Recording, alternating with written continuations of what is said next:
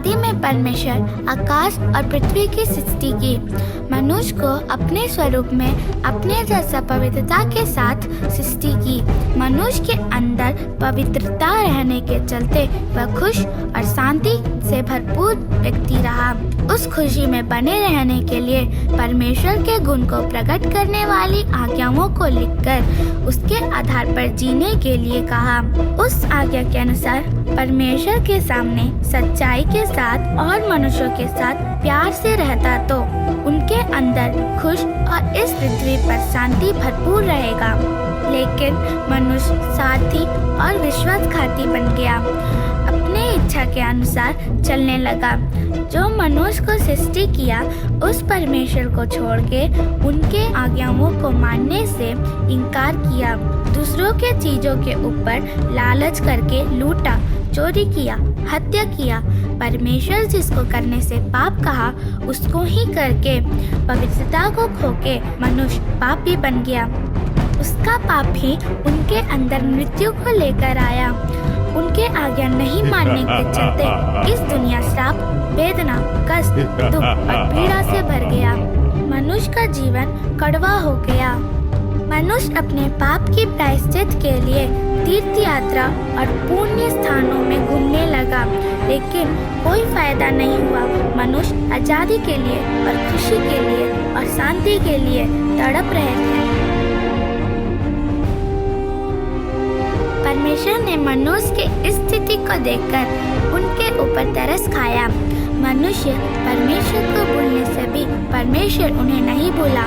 उनके ऊपर प्यार रख के उन्हें उद्धार करने के लिए आया। लेकिन पवित्रता को खोया हुआ मनुष्य उनको खोज में आए हुए परमेश्वर को देख नहीं पाया। मनुष्य का पाप और उसके द्वारा कमाया हुआ श्राप के चलते मनुष्य परमेश्वर से बहुत दूर हो गया। लेकिन उन्हें ऐसे ही छोड़े बिना उसे छुड़ाने के लिए उनके खोज में आया।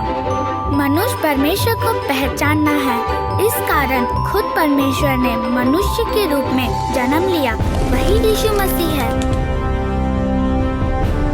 मनुष्य कैसे इस दुनिया में पवित्रता के साथ रहना है उसको वह करके दिखाया। यीशु ने किसी से पक्षपात नहीं किया, चाहे कोई धर्म के क्यों ना हो या किसी भी जाति के क्यों ना हो। सबसे प्यार किया, उनके पापों को क्षमा किया, उनके शापों को भी दूर किया और रोगों को भी चंगा किया। मनुष्य के अपराधों को जानते हुए भी उसने मनुष्य को प्रेम दिखाया। मनुष्य यीशु का इस अपार प्रेम को देखकर अपने अपने पापों को मानकर क्षमा के लिए विनती किया। वह उसे ग्रहण करके उनके पापों को क्षमा किया।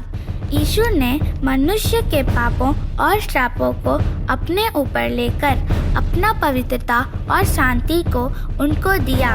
जिस पाप के कारण मनुष्य को मरना था उस पाप के लिए यीशु ने खुद बलिदान हुआ, उसको दफनाया गया। लेकिन तीसरे दिन यीशु जी उठकर मृत्यु से विजय पाया और आज भी यीशु जीवित है।